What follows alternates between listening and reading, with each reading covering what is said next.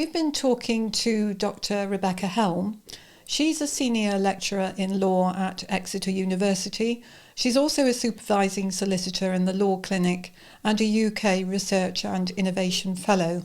And we've had a really interesting discussion with her, with the post office in mind to a certain extent. And we've also talked about Liam Allen and his particular case.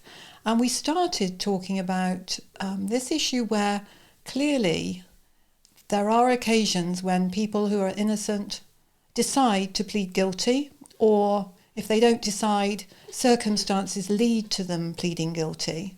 And we were interested to hear all about that. Rebecca, I thought we could start the interview with this issue of early pleas and the consequences of people sometimes pleading guilty when in fact they're innocent. And I was particularly interested in that, and also the fact that it applies to children and that they're very prone to do that from what I'm reading. So perhaps we could start with that. Yeah, so I've been researching guilty pleas now for almost 10 years. And one of the things that I realized when I started researching guilty pleas is that this kind of folk wisdom, this perception that we have that people plead guilty because they are guilty, is wrong. And you see it in the news all the time, right? The headline will say so-and-so admits, and we'll then go ahead and talk about them as if they have committed the offence, as if they're factually guilty.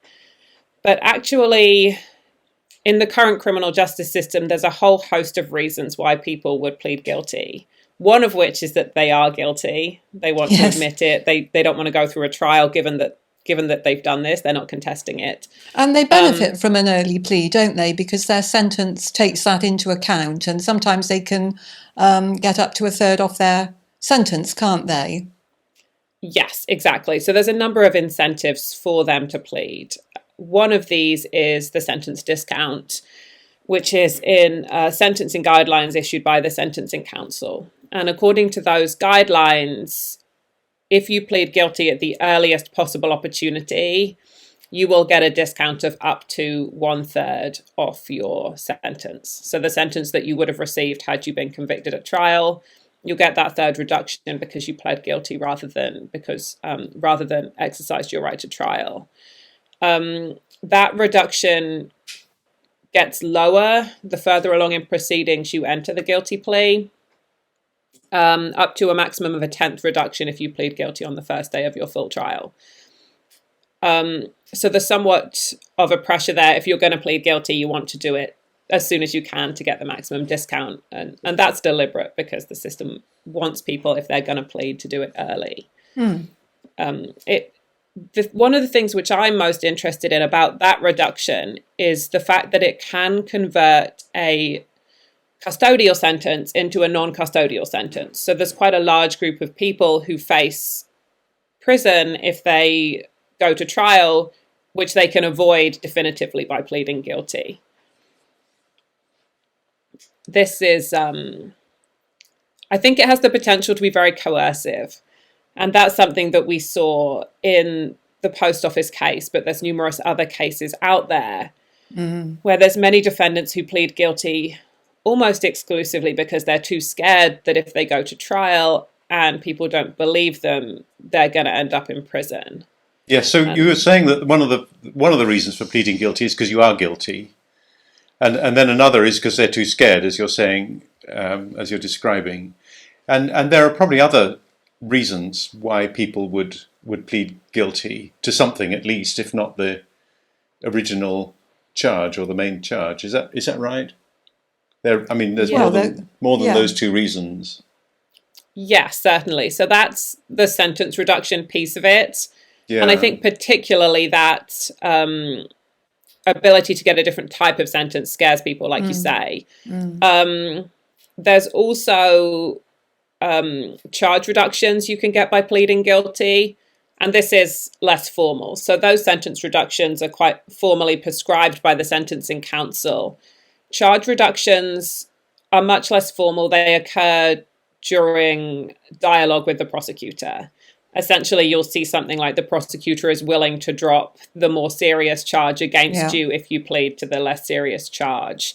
It's nothing like as extreme as the United States plea bargaining system, where that's a huge part of day-to-day practice, this kind of protracted negotiation period. But it does happen, and it happens a lot. And again, in the post office cases, you see there were charges of theft being brought against some of the defendants, and those charges of theft were dropped, left to lie on the file when they instead pled guilty to false accounting. Yeah. And the person who immediately springs to mind, on my mind, is Janet Skinner, where she, it's said, pleaded guilty because she wanted to avoid prison. And the outcome was she went to prison anyway, because the amount of money that was involved in the offence, it was nearly £60,000, led to the judge thinking, well, it's just too much money for me to accept that plea and say that she shouldn't go to prison. And she went straight to prison that day, didn't she? And she was innocent, as it turned out. I think that's obviously particularly problematic when people are pleading guilty to avoid jail and to avoid prison, and they end up in prison anyway. There is a type of hearing you can request in Crown Court cases. It's called a Goodyear hearing. And through the Goodyear hearing, you'll get an indication of what you would be sentenced to should you decide to plead guilty. And I can't say, I haven't come across many cases like Janet's, but obviously that just exacerbates the problem even more, where you end up with the jail sentence anyway. Yes. The other thing which is important in terms of reasons that people plead guilty is what you might call kind of informal incentives to plead. One of them that I come across a lot in my work is people just not having the time and money to really be able to exercise their right to a full trial. It's exacerbated when you're held in custody pending trial. But even if you're not, trials are stressful, they're public. People sometimes just don't feel they can go through with them. And it's a particular problem with children. You have a child in court, they're hugely stressed and upset by being there at all. And then you say to them, if you plead guilty, you can get this over with, you're going home. If you want to exercise your right to trial, you have to come back in a couple of days, in a couple of weeks. And lawyers will often tell me the children just say, this is too long, this is too stressful, I can't go through with it, I want to plead guilty and I want to leave. And the consequences of that are extreme, aren't they, really? Because they're carrying a sentence then, which other people can get to know about, and it can have a huge impact on their future. Yeah, it definitely does. And I think sometimes that's underplayed a little bit when we're looking at the less serious types of offence, particularly for children, but for anyone really. And you can almost see why. If someone threatens you with theft, then false accounting starts to look like, that's not that bad, because you're comparing it to something substantially worse that could happen at trial. But it is important. People do end up with a record, even when it's the less serious cases, and they're hard to appeal. And so not a huge number of people who've pled guilty bother to appeal, even if they do feel that they're innocent, because the process is hard. They really have to introduce strong, convincing evidence to show that they're innocent. How could you appeal? That sounds like most unusual thing to be able to do. What kind of thing might even allow you to appeal, having pled guilty? Yeah, essentially significant new evidence, which almost can prove that you're innocent. You saw it in the post office cases, right? Most of them pled guilty, but then when this evidence comes out that the Horizon system was flawed, that's reaching the bar that it's significant enough that you can go back to court and say, yes, I pled guilty, but look, it's clear that I'm not. Here's the evidence. So it is possible, but it's hard. And I think the other thing is people probably, don't know that they can, because you really do feel like you've admitted the offence. And if you look at the media coverage of the post office cases, but of many cases after someone's pled guilty, you're really treated as guilty. And I imagine it feels very hard to, try and challenge that again. Do you know if they get legal aid? I haven't got a clue, but is it something that they would have to fund privately, or do you think they could get legal aid in certain circumstances. You can get legal aid. You mean for the appeal? Oh, you mean if you've Yes. pled guilty? Yes. Yeah. Oh, that's You good. wouldn't be excluded from legal aid. Yeah. Whether a lawyer would be willing to take your case on when they'd looked at the merits and what was involved is probably a trickier question. Right. But you wouldn't be excluded from getting legal aid. But it might then come out in the merits test. You have to prove your financial circumstances, but also there's a merits test, isn't there, as part of that? So I suppose the lawyer might be thinking it isn't, it doesn't have enough behind it to be successful, and would have to tell the legal aid board or whatever it's called nowadays of that. Yeah, exactly. And I do hear from people who don't feel able to get legal aid, usually because lawyers won't take on their case for these kind of reasons, even though they would be eligible financially. So it's hard, but it's also very difficult to tell people not to plead guilty when the alternative at trial is so much worse. Particularly people like single mothers, parents, people with precarious employment situations, to ask them to risk custody when you know that the trial system isn't perfect, you know that they might get convicted at trial, or to risk a much more serious conviction, I think is difficult for lawyers. And I suppose if you're remanded in custody, which some people are, so in fact they're in prison awaiting trial, if they go to court and plead guilty, they're dealt with, obviously, then. But if they go to court and plead not guilty, they're going to have a longer wait in prison, presumably. Any idea what kind of timescales that would be? How long are people waiting? Yeah. It's a good question at the moment, because I think COVID has changed everything, hasn't it? And it's still a little up in the air. Obviously, there's this huge backlog. Obviously, waiting times are going up. So that's probably going to make anything that I'm going to say slightly historical. But before COVID, in the ballpark of 15 weeks often, if you're waiting for a Crown Court trial. And obviously that's significantly less if you're going to plead guilty. But it varies by offence as well. So it'll be longest usually for sexual offences, which I think was about 22 weeks in 2019, and then non-fatal but like serious violence I think was about 20 weeks. Well, So that's a long time, isn't it? If you're missing, if you can't go to work, you've got children, you childcare arrangements, I can quite understand why people are tempted to plead guilty then. However, and if I understand it, remand circumstances are worse than regular prison.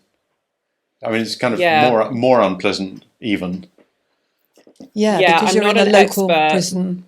Well, I think it's because you're in a local prison where everyone who's before the court is taken. So you've got the whole range of offences.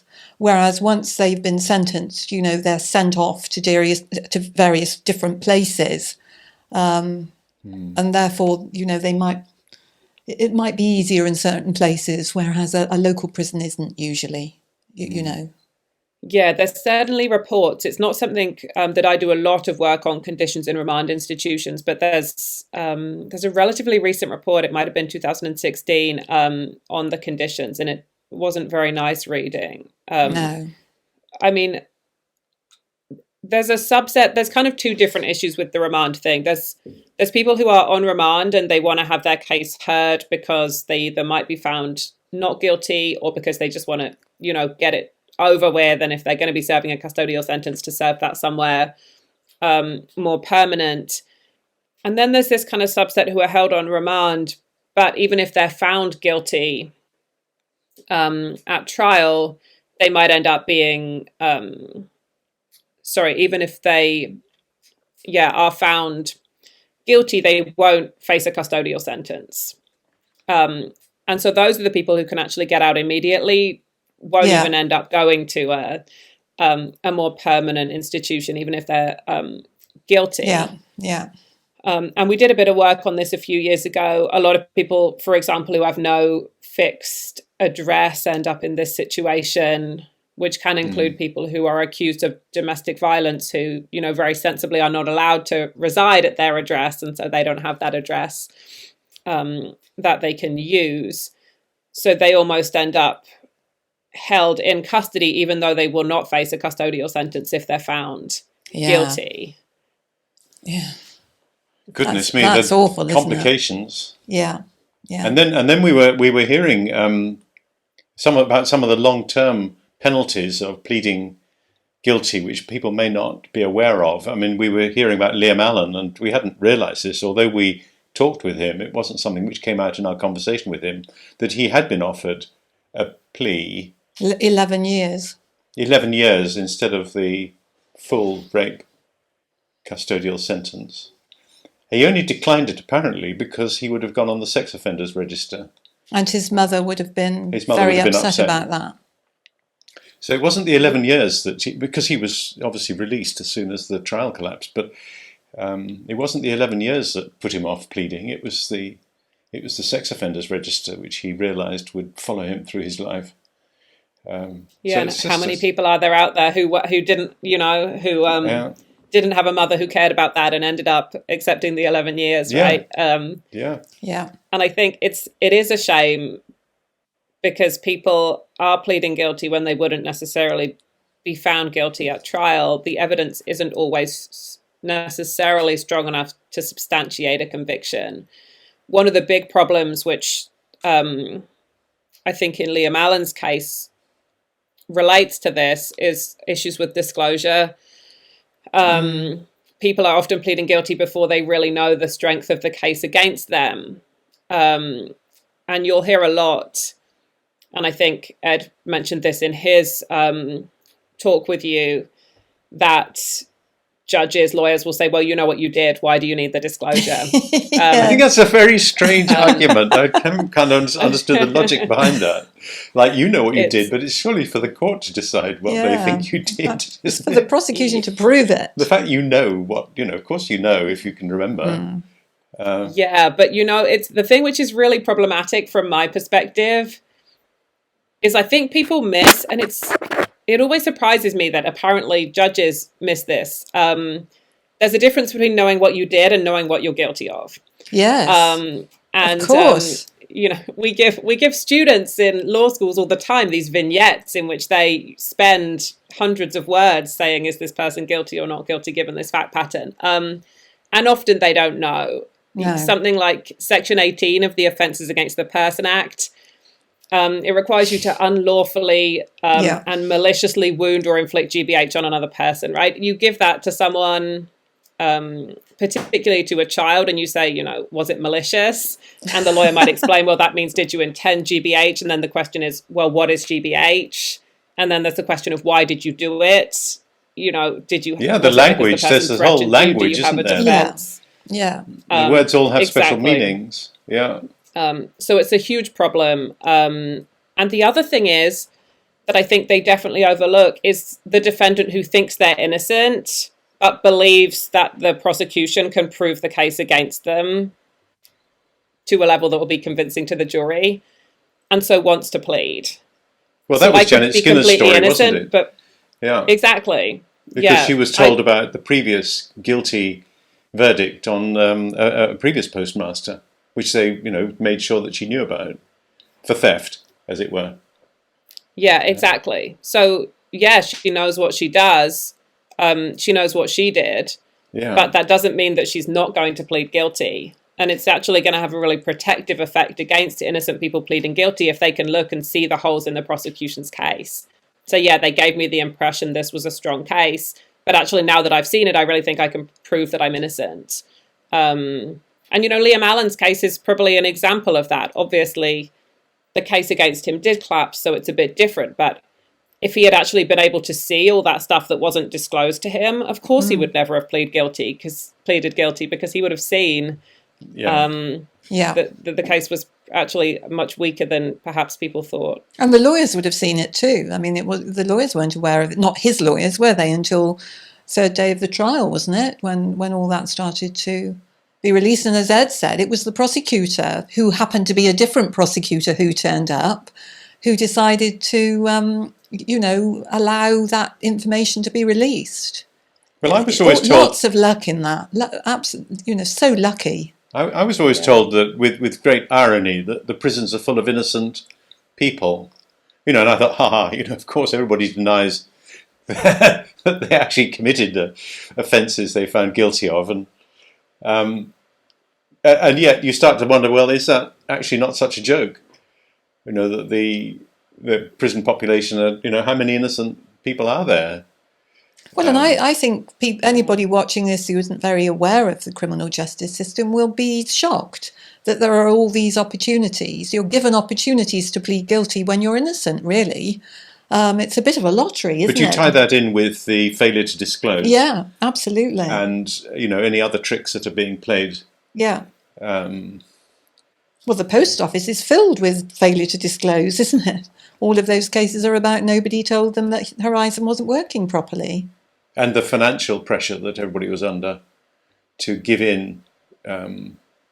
So it's hard to imagine there aren't quite a lot of innocent people serving prison sentences. Yeah, I'm sure it would be fascinating to know how many, right? It's a very difficult thing to quantify. Sorry, that's my dog. It's all kicking off at your end. Something made a noise. I don't know if it was your end or my end, and it set him off. It's certainly difficult to quantify. There was a really interesting article in the US context that looked at death penalty cases. And they're a bit of an interesting paradigm to work with because they get so many appeals. And they use something called survival analysis to estimate how many death row prisoners would be exonerated, were they to remain on death row indefinitely. And anyway, they came up with the figure of about 4%. And about 4% seems reasonable in that context. It could even be low in the context of guilty plea cases. I always ask the lawyers who I work with, how many defendants who plead guilty do you think are actually innocent, right? Just to get their perspective.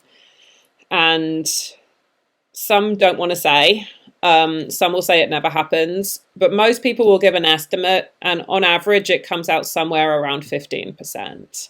Wow. In my recent study with children, it was exactly 15%. And those estimates varied anywhere from like 1% to 60%. So there's a lot of variation, but there's recognition that it happens and that it happens, not to a trivial extent. It's 1 in 6. With the information that you've given about children, are there parents who are... I would think a parent would be very worried about a child having a problem for life because they pleaded guilty to an offence. What do we know about that? Are they trying to stop children pleading guilty? Are they relenting because the children just don't want to go back to court again? Or any idea how that works? A bit. And it's always difficult to be too critical of parents because I know they go through it as well, right? Of it must course, be yeah. very difficult. I think it can go either way, and you definitely hear from lawyers that their job is much easier when a young person is supported by an appropriate adult from an appropriate adult scheme rather than from a parent, because parents will often have their own agenda.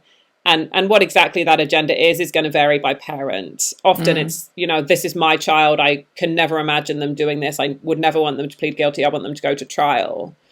And I've definitely seen cases like that. On the other hand, there are cases where the parent's busy. The parent is the one who is going to have to take the child to court and sit with them while they're having their case heard in court. Ooh. They're the one who's going to have to go back again if the child doesn't plead guilty. And so definitely you hear a fair bit from lawyers, actually, that parents will often say, plead guilty, we need to go home now. Tremendous. It's tea time. So, yeah. So I think it varies vastly by case, but that's certainly a risk. Perhaps they know their children well. Yes. Well, I suppose there's that. Yes. Yeah. Goodness. Yeah. Well. So what do you think is the trend? Is it changing, or do you think over the 10 years you've been looking at this, it's stayed the same? Or, how do you think How do you think this is? Is it developing? Panning Is out. is it a developing issue, or is it just stable? Do you think? I think a bit of both. Plea rates have remained remarkably flat, really, while I've been looking at this. They did increase in the 90s, but since then, they've hovered around 70%. There's been a huge increase during COVID, but I think that to some extent that's understandable because jury trials haven't been taking place. So we need to see where that falls once jury trials, now that jury trials are back in full swing. Can I just interrupt you? What is it about jury trials? Is it that people are less trusting of the non-jury process, or what do you think that's about? No, it's because you'll only get counted in the statistics once you've been convicted. So during COVID, a lot of people were getting convicted on the basis of guilty pleas because that could go ahead, but no one was really getting convicted by jury trial because those couldn't take place. Right. So it's this situation where, you're still seeing convictions being churned out via guilty plea, but there's been a bit of a halt on convictions via jury. So so it can be explained that way. That doesn't mean that there's not something else behind it, and certainly something like the likely increase in waiting time, the huge backlogs we discussed could push more guilty pleas, but we don't know. We don't have good evidence for that yet. Sure. So the thing which I think has made a big difference here is changes to legal aid, which obviously have altered pretty much everything going on in the criminal justice system for the worse. But less people are eligible for legal aid. Particularly, you're innocent, but do you want to pay for a Crown Court trial? And Which people would with relatively... a lot of money, wouldn't it? It's a lot of money. And people with relatively modest salaries, I don't remember the exact figures, but I did a calculation for this a while ago, I think based on someone who earned about $30,000 a year. Not small, but not absolutely huge. And how they could bankrupt themselves pretty easily. Yeah. With a long Crown Court trial, calling experts, paying your lawyer, taking the time off work you potentially, need if you run your own business or something like that. So restrictions on legal aid make it harder, they make trial less accessible. And while it's cheap and easy to plead guilty, that's always going to be something that people will do when trial is so expensive. And obviously for lawyers too, I've spoken to some lawyers who just feel like within the time that they are given, they can't really provide good representation to their clients. They can't really get to know them well enough, delve into the case enough to explain the offences well, to find the holes that there might be in the prosecution case early. And I'm sure that's had an impact too.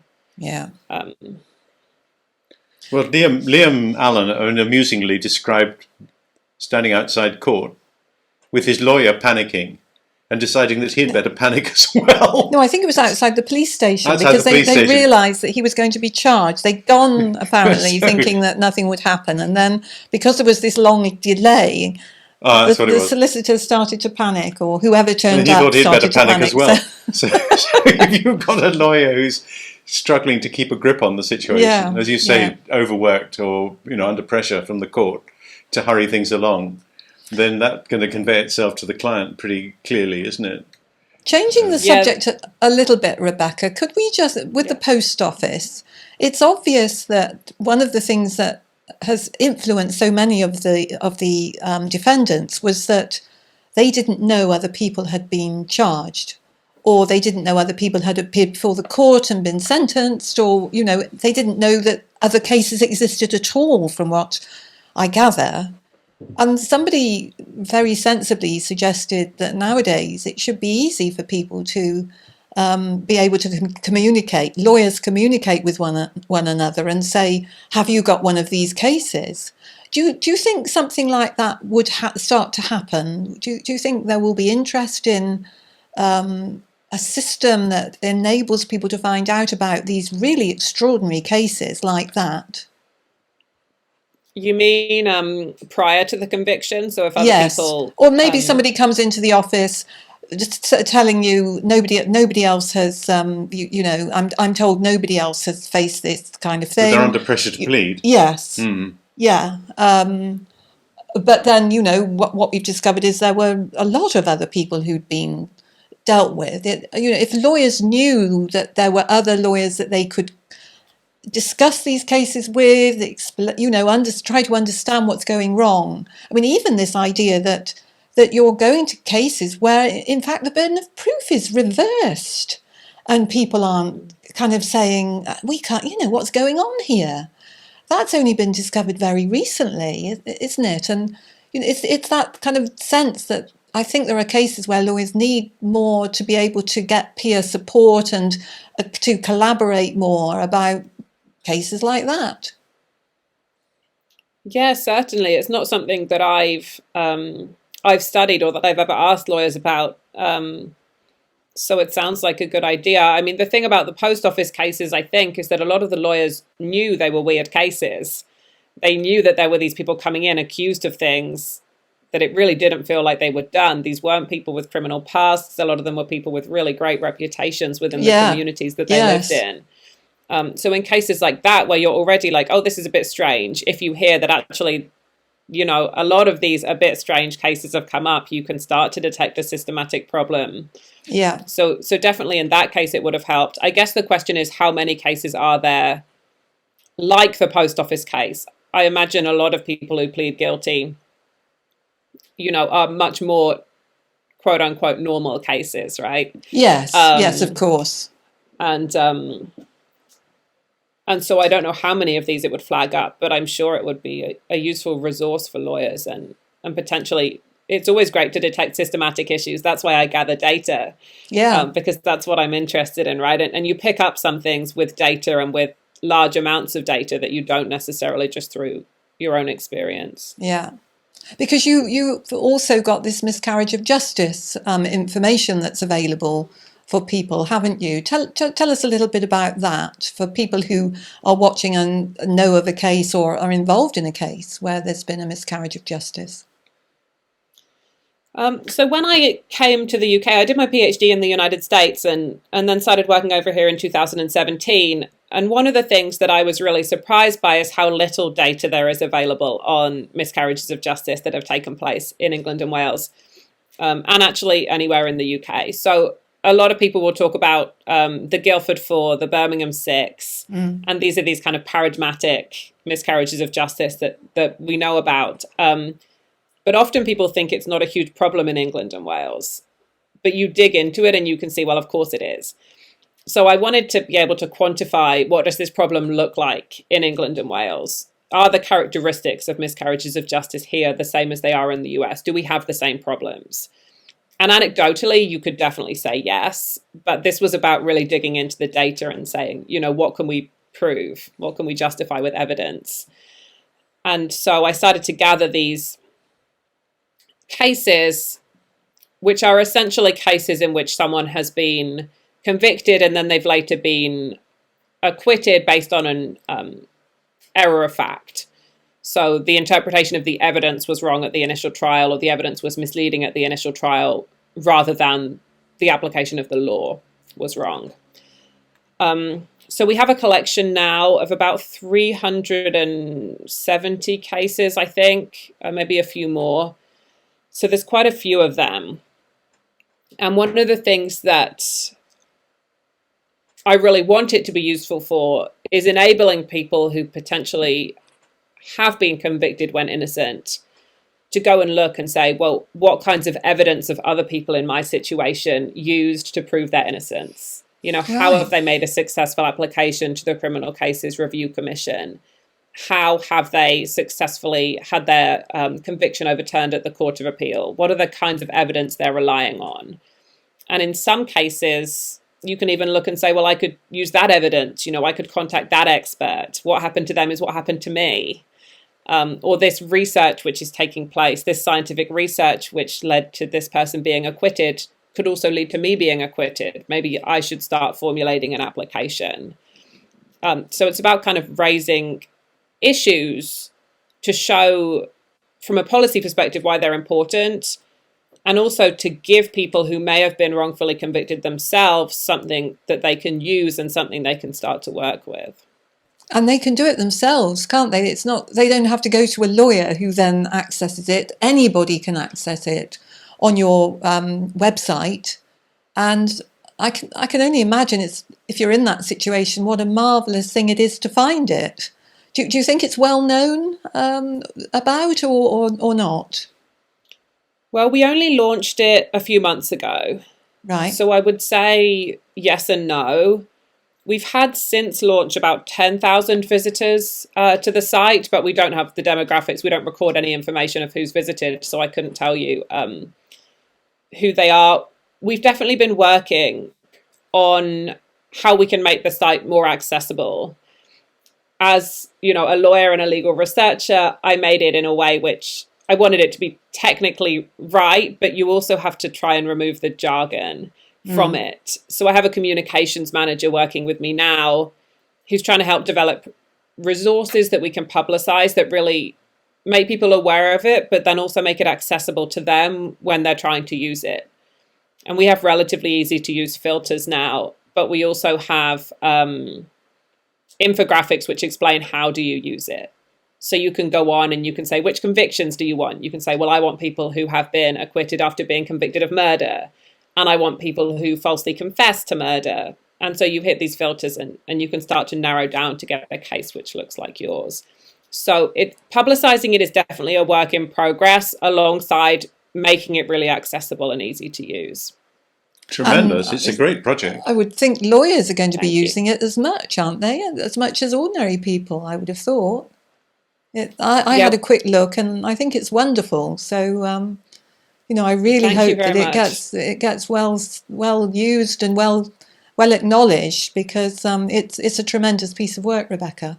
And as the numbers go up, you might find patterns of where it's happening. Yeah, absolutely. And do any names certainly crop up repeatedly? So finally, Rebecca, what's for the future? What's your interest? What are you going to be doing now, or what are you involved in now? Well, I lead a lab in Exeter. We're called the EvidenceBased Justice Lab. And our research is in law, but in kind of integrating research from science, from psychology, cognitive science, and from data science into more mainstream legal research. So how can we inform our legal research? How can we inform our legal arguments in court with data and with evidence from science? So I look at things like the psychology of how people plead guilty. I look at how people are examining the testimony of others, how people decide whether someone is telling the truth or lying in court, which is so important as we try and increase prosecutions in cases which are very much he said, she said type cases. Yeah. And I guess my mission more broadly is to integrate the use of data into legal systems to promote access to justice. Really, we're getting better at striving for accuracy, but in convictions, but we need to do better. And how can we do that using the data that we have? So that's all funded by UK Research and Innovation. And they've given us a grant, which has been wonderful to grow the lab. So we now have a group. I have 3 PhD students, a postdoc, and a number of graduate and undergraduate RAs. So really trying to build the team and expand on that mission. Excellent. Well, I applaud that as well. That's tremendous. Thank you. Well, Rebecca, you've been very much. Such an interesting talk, and thank you for telling us all you've been involved in. Thank you. Thank you very much for having me.